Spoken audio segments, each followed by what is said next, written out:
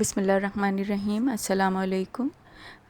درجہ ششم کی اسلامیات کی ایک کتاب کا دوسرا سبق رسالت کے نام سے ہے اور یہ صفحہ نمبر 6 پر ہے۔ آج ہم اس سبق کی وضاحت اور اس کے سوال جواب جو ہیں وہ مکمل کریں گے۔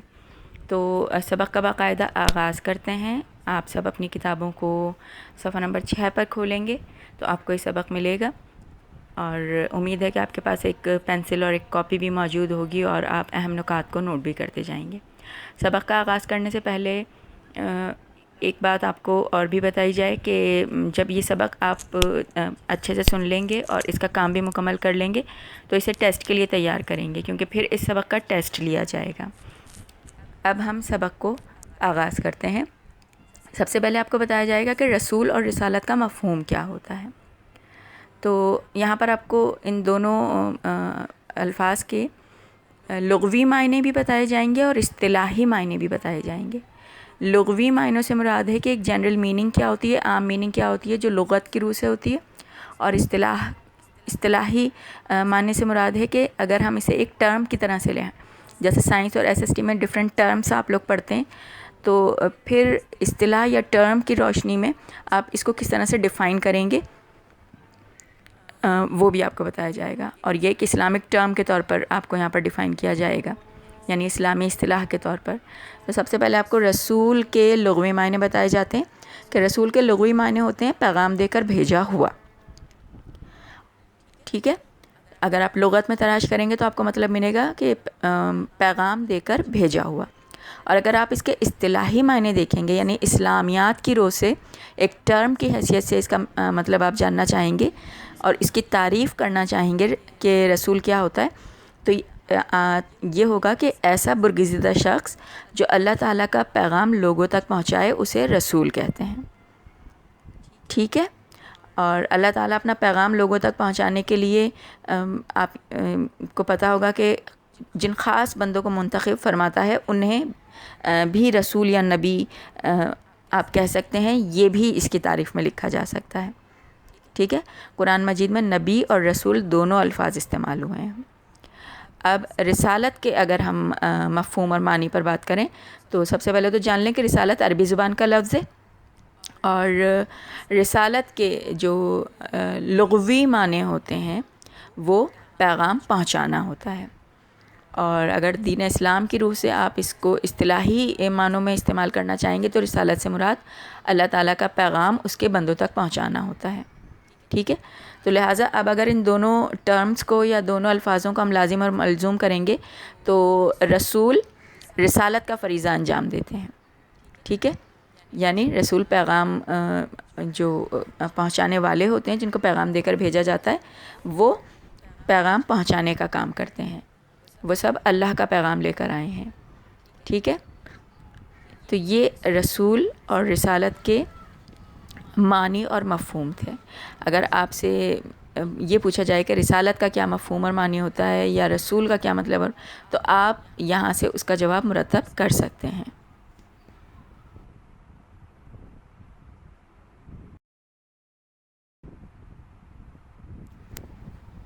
اب ہم سبق میں آگے کی طرف بڑھتے ہیں اور یہ دیکھتے ہیں کہ اللہ تعالیٰ نے انسانوں کی ہدایت کے لیے اب تک کتنے انبیاء اور رسول جو ہیں وہ مبعوث فرمائے ہیں۔ اور اگر آپ لوگوں نے اپنی پیچھے جماعتوں میں پڑھے ہوئے اسباق کو یاد رکھا ہوگا تو اس سوال کا جواب آپ آسانی سے دے سکتے ہیں کہ اللہ تعالیٰ نے کتنے انبیاء اور رسول جو ہیں وہ اب تک مبعوث فرمائے ہیں۔ ان کی تعداد 1,24,000 ہے، اور یہ سلسلہ نبوت اور رسالت جو ہے، یعنی نبی ہونے کا، نبی بھیجنے کا، اور رسول ہونے کا، رسول بھیجنے کا جو سلسلہ ہے وہ حضرت آدم علیہ السلام سے شروع ہوتا ہے اور حضرت محمد صلی اللہ علیہ وآلہ وسلم پر ختم ہو جاتا ہے۔ یعنی آپ صلی اللہ علیہ وآلہ وسلم اللہ کے آخری رسول ہیں، اور آپ صلی اللہ علیہ وآلہ وسلم کے بعد کوئی رسول یا نبی نہیں آئے گا، قیامت تک کوئی رسول یا نبی نہیں آئے گا۔ اس عقیدے کو ہم عقیدہ ختم نبوت کہتے ہیں۔ ٹھیک ہے، تو اگر آپ سے سوال یہ کیا جاتا ہے کہ عقیدہ ختم نبوت کیا ہے یا عقیدہ تو پھر آپ یہ الفاظ میں بیان کر سکتے ہیں کہ حضور اکرم صلی اللہ علیہ وآلہ وسلم آخری نبی اور رسول ہیں، اور قیامت تک ان کے بعد نہ کوئی نبی اور نہ ہی کوئی رسول آئے گا۔ اس عقیدے کو عقیدہ ختم نبوت کہا جاتا ہے۔ اب عقیدہ رسالت جو ہے، اس کی تھوڑی سی اور وضاحت اگر ہم کریں تو جس طرح عقیدہ توحید جو ہے وہ ایمان کا حصہ ہے، اسی طرح عقیدہ رسالت جو ہے یہ بھی بنیادی عقائد میں آتا ہے۔ اگر عقیدہ توحید پہلا بنیادی عقیدہ ہے تو عقیدہ رسالت جو ہے یہ اسلام کا دوسرا بنیادی عقیدہ ہے۔ یعنی اگر اللہ کو یہ کہے کہ وہ اللہ کو تو ایک مانتا ہے لیکن رسولوں پر ایمان نہیں رکھتا، یا حضور اکرم صلی اللہ علیہ وآلہ وسلم کو آخری نبی نہیں مانتا، یا عقیدہ ختم نبوت پر یقین نہیں کرتا ہے، تو پھر وہ دائرہ اسلام میں سے خارج ہو جاتا ہے۔ اور یہ جو 1,24,000 انبیاء اور رسول کی ہم نے ابھی بات کی، تو جنہیں اللہ تعالیٰ نے مختلف قوموں میں بھیجا، ان سب پر بھی بحیثیت مسلمان ہمارا ایمان ہونا چاہیے۔ اب اللہ تعالیٰ نے یہ انبیاء اور رسول کیوں دنیا میں بھیجے، کیوں ہر قوم میں کوئی نہ کوئی نبی یا رسول جو ہے وہ بھیجا گیا، تو آپ کے کتاب کے صفحہ نمبر 6 پر ایک قرآنی آیت لکھی ہوئی ہے، سورہ نحل کی آیت ہے، یہ آیت نمبر 36 ہے، 36۔ میں اس کا ترجمہ پڑھوں گی کہ ہم نے ہر امت میں ایک رسول بھیجا اور اس کے ذریعے سب کو خبردار کیا کہ اللہ کی بندگی کرو۔ یعنی آپ یوں سمجھ لیں کہ رسولوں کے ذریعے جو ہے اللہ تعالیٰ نے عقیدہ توحید جس کو ہم کہتے ہیں، یعنی توحید کی تعلیم لوگوں کو دی ہے۔ ٹھیک ہے، تو یہ کام تھا تمام انبیاء اور رسول کا کہ وہ عقیدہ توحید کو جو ہے عام کریں دنیا میں۔ ٹھیک ہے، تو یہ آیت آپ جو ہے اور اس کا ترجمہ تھوڑا اچھے سے یاد کر لیجئے گا، کیونکہ ہو سکتا ہے کہ کسی سوال کے جواب میں آپ کو اسے لکھنا پڑے۔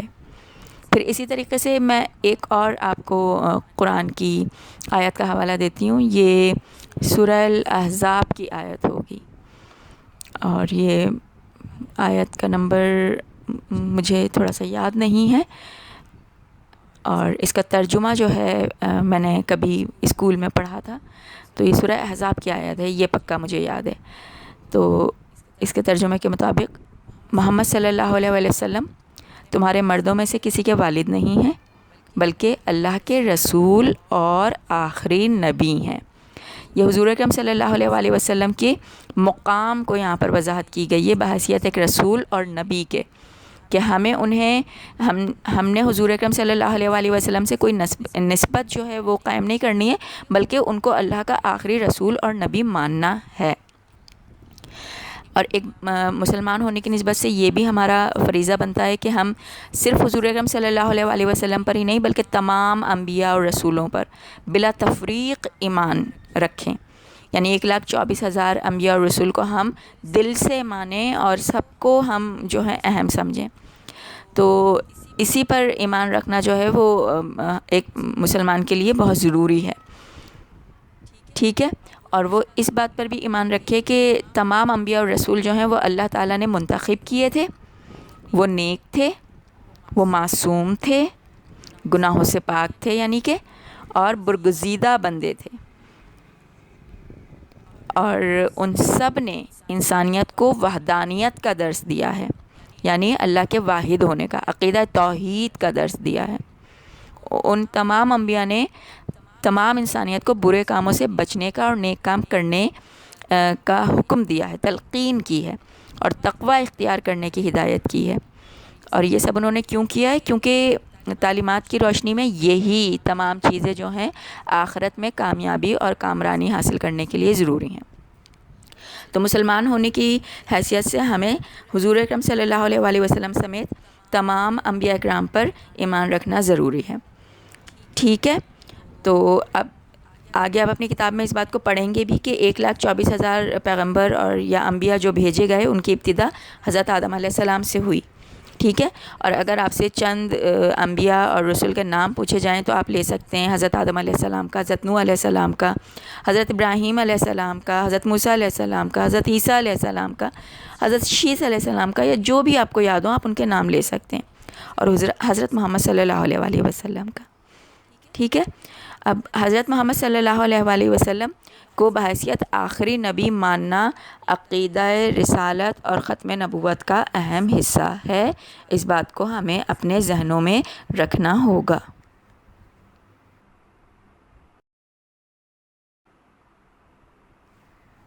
مزید جب آپ سبق میں آگے کی طرف بڑھیں گے تو ایک بات کی آپ کو اور وضاحت کی گئی ہے کہ حضور اکرم صلی اللہ علیہ وآلہ وسلم جو ہیں وہ کس دین کی کو اللہ کے پاس سے لے کر آئے، وہ اسلام کو لے کر آئے. ٹھیک ہے. اور اسلام آخری مذہب ہے، دین ہے. ٹھیک ہے. اور اس مذہب پر، اس دین پر تمام تعلیمات جو ہیں اللہ تعالیٰ نے مکمل کر دی تھیں. اس کا مطلب یہ ہے کہ اس سے اسلام سے پہلے بھی بہت سے مذاہب تھے، جیسے عیسائیت کے بارے میں ہم لوگ پڑھتے ہیں، یہودیت کے بارے میں ہم لوگ پڑھتے ہیں، اور عبرانیت ہم کہتے ہیں اس کو، اس کے بارے میں ہم پڑھتے ہیں، عبرانی جو تعلق رکھتے ہیں جس سے. تو یہ تمام دین تھے، اور ان سب دین نے جو ہے توحید کی ہی تعلیم دی ہے. یعنی یہاں پر جتنے بھی پیغمبر آئے، انبیاء آئے، رسول آئے، انہوں نے توحید کی ہی تعلیم دی ہے. لیکن اسلام ایک مکمل مذہب کہلاتا ہے. اسلام کو مکمل مذہب کیوں کہتے ہیں؟ کیونکہ اسلام سے پہلے جتنے بھی مذاہب آئے، انہوں نے جو تعلیمات دیں ان میں کوئی نہ کوئی کمی تھی، کچھ کمی بیشی تھی ان میں. ٹھیک ہے. لیکن جب حضور اکرم صلی اللہ علیہ وآلہ وسلم کو اللہ تعالیٰ نے اسلام جیسا پیارا دین دے کر بھیجا، تو اسلام کی اہمیت اور خصوصیت یہ ہے کہ اسلام نے پہلے آنے والے تمام مذاہب کی تعلیمات کو دہرایا بھی ہے، اور پھر جو ان میں کمی بیشی رہ گئی تھی ان کو بھی پورا کیا ہے. اس لیے ہم اسلام کو ایک مکمل مذہب اور دین کہتے ہیں. اور اس دین میں تمام انبیاء کی تعلیمات شامل ہیں. ٹھیک ہے. اور اسی وجہ سے ہم کہتے ہیں کہ صرف اسلام اور حضور اکرم صلی اللہ علیہ وآلہ وسلم پر ایمان رکھنا جو ہے وہ کافی نہیں ہوگا، بلکہ ہمیں 1,24,000 انبیاء سب کو ایمان رکھنا ہے، سب کو ماننا ہے، اور تمام دینوں کی جو ادیان ہوتے ہیں، دین مذاہب ہوتے ہیں، ان کی سچائی، اور اللہ تعالیٰ نے ان کو بھیجا، ہمیں اس پر بھی جو ہے وہ تھوڑا سا کیا کہنا چاہیے کہ ہمیں ان کو بھی ماننا ہے. ایسا نہیں کہ ہم کہ کچھ تھا ہی نہیں، سب اللہ تعالیٰ نے بھیجے ہیں. تو یہ اسلام کی اہمیت ہے کہ دین اسلام کی اہمیت اگر آپ سے پوچھی جائے کیا ہے، تو دین اسلام کی اہمیت یہ ہے کہ ایک مکمل دین اور مذہب ہے، اور اس میں تمام پچھلے اور اگلے جو پچھلے مذاہب گزرے ہیں ان کی تعلیمات موجود ہیں، اور ان دین میں اور ان مذاہب میں جو کمی بیشی رہ گئی تھی وہ بھی اس اسلام مذہب میں پوری کر دی گئی ہیں. تو اس لیے یہ ایک مکمل مذہب کہلاتا ہے، مکمل ضابطۂ حیات ہے. تو یہ اسلام کی اہمیت ہے.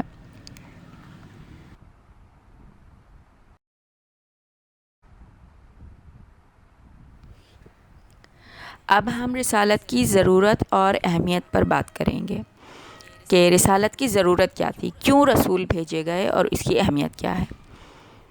اب ہم سب کو پتہ ہے کہ انسانوں کو زندہ رہنے کے لیے بہت ساری چیزوں کی ضرورت ہوتی ہے، کھانے کی، پینے کی، رہنے کے لیے جگہ کی، کپڑوں کی، اور بہت ساری چیزیں انسان کو ضروری ہوتی ہیں جو اس دنیا میں آنے کے بعد اسے زندہ رکھنے کے لیے ضروری ہوتی ہیں. اور ہم سب کو یہ بات پتہ ہے کہ ہم ان تمام نعمتوں کے لیے، ان سب کو نعمتیں کہا جاتا ہے نا، تو ہم ان تمام نعمتوں کے لیے اپنے رب کے محتاج ہیں. اور اس رب نے ہمیں دنیا میں بھیجنے سے پہلے ہی ہمارے لیے ان تمام چیزوں کا بہترین انتظام کر دیا ہے. انسان کو بعد میں بھیجا دنیا میں، پہلے اس کی ضرورت کی ہر چیز دنیا میں جو ہے وہ اتار دی گئی. اور اب انسان کا کیا فرض تھا دنیا میں آنے کے بعد کہ وہ اللہ کی نعمتوں کو اپنے لیے تلاش کرے اور اس دنیا میں اپنی زندگی کے دن گزارے. اب ایک عام انسان یہ سوچتا ہے کہ دنیا میں آنے کا اس کا مقصد صرف یہ ہے کہ وہ کھائے پیے، کام کرے، زندگی گزارے اور اس دنیا سے چلا جائے. لیکن یہ ایک عام انسان کی سوچ ہے. حقیقت میں ہمارا دنیا میں بھیجے جانے کا صرف یہی مقصد نہیں تھا کہ ہم کھائیں پئیں اور اپنی زندگی میں اپنی ضروریات کو پورا کریں اور اس دنیا سے چلے جائیں، بلکہ اس زندگی کا مقصد کچھ اور تھا. اور بہت جو عقل مند لوگ ہوتے ہیں اور باشعور لوگ ہوتے ہیں ان کو ہی یہ مقصد پتہ ہوتا ہے کہ زندگی میں ان کا مقصد کیا ہوتا ہے، کہ اللہ تعالیٰ نے ان کو اس دنیا میں کیوں بھیجا ہے، اور جب وہ مر جائیں گے تو کیا ان کی زندگی صرف یہاں پر ختم ہو جائے گی؟ نہیں، بلکہ عقل مند اور باشعور انسان یہ بھی سوچتا ہے کہ جب وہ مر جائے گا تو مرنے کے بعد اس کے ساتھ کیا ہوگا، اس کا انجام کیا ہوگا۔ تو ان سوالوں کو ذہن میں رکھتے ہوئے یہ کہا جاتا ہے کہ جب ہم اس بات پر غور کرتے ہیں کہ ہمارا دنیا میں آنے کا مقصد کیا تھا، تو ہم سمجھ سکتے ہیں کہ ہم یہ کہیں کہ ہمارا مقصد دنیا میں آنے کا یہی تھا کہ ہم اللہ تعالیٰ کو پہچاننے کے بعد، اس کی وحدانیت کو ماننے کے بعد، اس کی بندگی میں اپنی زندگیوں کو گزاریں۔ اور یہ بات ہمیں کون سکھائے گا آ کر؟ یہ بات سکھانے کے لیے اللہ تعالیٰ نے زمین پر نبی اور رسول بھیجے۔ بالکل اسی طریقے سے جیسے آپ لوگ ہیں گریڈ 6 درجہ ششم کے طلباء و طالبات، آپ اپنا کورس خود نہیں پڑھ سکتے، اب آپ کو یہ امتحان پاس بھی کرنا ہے۔ اب یہ امتحان پاس کرنے کے لیے آپ کو کتابیں پڑھنا بھی ضروری ہے، کام کرنا بھی ضروری ہے۔ اب اگر میں آپ کو صرف سبق سمجھا دوں اور کہوں کہ سوال خود کر لیں تو آپ میں سے بہت سارے بچے نہیں کر سکتے۔ تو اب یہ کرنے کے لیے کہ آپ کو سبق کیسے سمجھایا جائے، آپ کو ایک استاد کی ضرورت ہوتی ہے، معلم یا معلمہ کی ضرورت ہوتی ہے، جیسے کہ میں اس وقت آپ کو یہ سمجھا رہی ہوں سبق۔ بالکل اسی طرح ہماری زندگی کا مقصد کیا ہے، ہمیں کیوں دنیا میں بھیجا گیا ہے، اس بات کو اگر ہم سمجھنا چاہتے ہیں تو یہ ہم خود سے نہیں سمجھ سکتے تھے۔ تو اس مقصد کو پورا کرنے کے لیے اللہ تعالیٰ نے کچھ خاص بندوں کو چنا، پھر ان کو اپنا پیغام دے کر جو ہے اس دنیا میں بھیجا، ٹھیک ہے۔ اور پھر انہوں نے انسان کو جو ہے یہ تعلیم دی، عقیدہ توحید کی تعلیم دی، یعنی اللہ کے ایک ہونے کی تعلیم دی، اور تمام وہ باتیں جو کہ آخرت میں کامیابی کی ضامن تھیں ان کی تعلیم دی، اور یہ بتایا کہ اس طریقے سے آپ کو زندگی گزارنی ہے دنیا میں۔ ان کو اچھے اور برے کا فرق سمجھایا، اللہ کے بارے میں بتایا کہ وہی ان کا مالک اور خالق ہے، اچھائی کیا ہوتی ہے یہ بتایا، برائی کیا ہوتی ہے یہ بتایا، اچھے کام کریں گے تو جنت ملے گی یہ بتایا، برے کام کریں گے تو دوزخ میں پھینکے جائیں گے یہ بتایا، اچھائی کی ہمیں تربیت دی، برائی سے ہمیں روکا۔ یہ سارے کام انہوں نے جو ہے ہمیں سکھائے، اور ہمیں یہ بتایا کہ سیدھے راستے پر چلنا ہے، شیطان بہت بہکائے گا لیکن ہمیں سیدھا ہی چلنا ہے۔ اور یہ ساری تعلیمات ہمیں کس نے دی؟ انبیاء اور رسولوں نے دی۔ تو یہ رسولوں کے زمین پر بھیجے جانے کی ضرورت تھی، اس وجہ سے رسولوں کو بھیجا گیا۔ حضور اکرم صلی اللہ علیہ وآلہ وسلم کا فرمان آپ نے سنا ہوگا، بعثت معلمہ، کہ انہوں نے کہا کہ مجھے معلم بنا کر بھیجا گیا۔ اب ان الفاظ کی روشنی میں ہم یہ کہہ سکتے ہیں کہ جو رسول اور انبیاء ہوتے ہیں اصل میں وہ معلم کا کام کرتے ہیں، ٹیچر کا کام کرتے ہیں۔ معلم ہمیں دنیا کی تعلیم دیتا ہے، ٹھیک ہے، دنیا میں زندگی گزارنے کے لیے ہمیں تعلیم دیتا ہے، اور رسول اور انبیاء نے ہمیں آخرت میں کامیاب ہونے کے لیے اور دنیا میں زندگی کس لیے گزارنی ہے، ان دونوں کی تعلیم جو ہے وہ دی ہے، ٹھیک ہے۔ تو یہ رسالت کی ضرورت تھی۔ اب انبیاء کرام جو ہیں انہوں نے لوگوں کو یہ بھی بتایا کہ صرف زندگی یہیں ختم نہیں ہو جائے گی دنیا میں، بلکہ مرنے کے بعد ہمیں دوبارہ ایک زندگی دی جائے گی، اور پھر لوگوں کو یہ بھی بتایا کہ یہ جو دنیا ہے یہ تو آخرت کی کھیتی ہے۔ اس کا کیا مطلب ہوا کہ ہم یہاں پر ایک فصل لگا رہے ہیں اور پھر ہم اسے کاٹیں گے، کہاں آخرت میں کاٹیں گے تو ہمیں پتہ چلے گا کہ ہم نے کیا بویا تھا اور کیا کاٹا ہے۔ اگر ہم گندم بوئیں گے تو گندم ہی کاٹیں گے، کانٹے بوئیں گے تو کانٹے ہی کاٹیں گے، ٹھیک ہے۔ تو یہ جو ہے ہمیں انبیاء کرام نے بتایا۔ دوسرا، اس کو عام الفاظ میں ایسے سمجھ لیں کہ جس طرح سے ہم زندگی میں ہیں تو یہ کمرہ امتحان ہے، ہم سب کتابیں پڑھ رہے ہیں، تیاری کر رہے ہیں، یہ ہمارے اعمال ہیں، اور پھر ہم امتحان دیں گے، یہ سب ہم امتحان ہی دے رہے ہیں دنیا میں۔ اب اس کا رزلٹ کب آئے گا؟ ڈومس ڈے پر آئے گا، جب آخرت کا دن آئے گا، قیامت کے بعد جب سوال جواب محشر کا میدان ہوگا، تو پھر وہاں پر یہ پتہ چلے گا کہ ہم نے آگے کیا بھیج دیا تھا اور ہمارا ان کاموں کا نتیجہ کیا آیا، ٹھیک ہے۔ تو جتنے بھی ہم تیاری کر رہے ہیں اس دنیا میں، قبر میں ہم سے سوالات کر لیے جائیں گے اس کے، اور پھر ہمیں نتیجہ سنایا جائے گا کہ ہم نے کیا بویا اور کیا کاٹا ہے۔ اب اچھے لوگ جو ہوتے ہیں وہ انبیاء کی دی ہوئی تعلیم پر عمل کرتے ہیں، دل سے مانتے ہیں، اور یہ تابعدار لوگ ہوتے ہیں۔ لیکن جو برے لوگ ہوتے ہیں، جو تابعدار نہیں ہوتے، نافرمان ہوتے ہیں، وہ ان طریقوں کو نہیں مانتے۔ ٹھیک ہے، تو یہ رسولوں کے بھیجے جانے کی اہمیت اور ضرورت تھی۔ اس کے علاوہ انبیاء کرام نے لوگوں کو زندگی گزارنے کا، میں نے آپ کو کہا نا کہ صرف آخرت کے لیے تعلیم نہیں دی، بلکہ زندگی کس طرح گزارنی ہے اس کے بھی طریقے بتائے کہ زندگی کس طرح گزارنی چاہیے۔ ایک بحیثیت مسلمان اگر ہم کہیں، حضور اکرم صلی اللہ علیہ وآلہ وسلم نے ہمیں بتایا کہ ہمیں زندگی کس طرح گزارنی چاہیے، مہذب زندگی گزارنے کے اصول بتائے، کھانے پینے کے اصول اور طریقے بتائے، گفتگو کرنے کے آداب بتائے۔ ہم بہت ساری دعائیں پڑھتے ہیں نا، کھانے سے پہلے بسم اللہ پڑھیں، بعد میں الحمد شریف، شکر الحمدللہ کہتے ہیں، اللہ کا شکر ادا کرتے ہیں، اٹھتے بیٹھتے ہم کیا پڑھتے ہیں، دعائیں مختلف ہمیں بتائی گئیں۔ یہ آداب ہیں سارے، حضور اکرم صلی اللہ علیہ وآلہ وسلم نے ہمیں سکھائے۔ پھر دوسروں لوگوں کے ساتھ تعلقات قائم کرنے کے طریقے بھی ہمیں بتائے گئے۔ یہ سب تعلیمات انبیاء کرام نے ہمیں دی ہیں، اور جو ان کے مطابق چلتے ہیں وہ کامیاب رہتے ہیں۔ اب سب سے آخری نبی حضرت محمد صلی اللہ علیہ وآلہ وسلم نے، اور انہوں نے ہمیں ان تمام باتوں کی تعلیم دی۔ ہمارا ایمان ہے بحیثیت مسلمان، یہی تمام تعلیمات اور پیغمبروں نے بھی اپنے اپنے قوموں کو دیں۔ بہت ساری قوموں نے بہت ساری باتوں کو بھلا دیا، لیکن بہت سو نے یاد بھی رکھا۔ اسی لیے آپ دیکھیے کہ دنیا میں اخلاقیات کی تعلیم جو ہے نا، وہ ہر مذہب کے لیے ایک ہی جیسی ہے۔ یعنی اخلاقیات ہر مذہب میں ایک ہی جیسے ہیں۔ ہر مذہب اچھائی کے لیے تعلیم دیتا ہے، برائی سے روکتا ہے۔ یہی بنیادی تعلیمات ہیں۔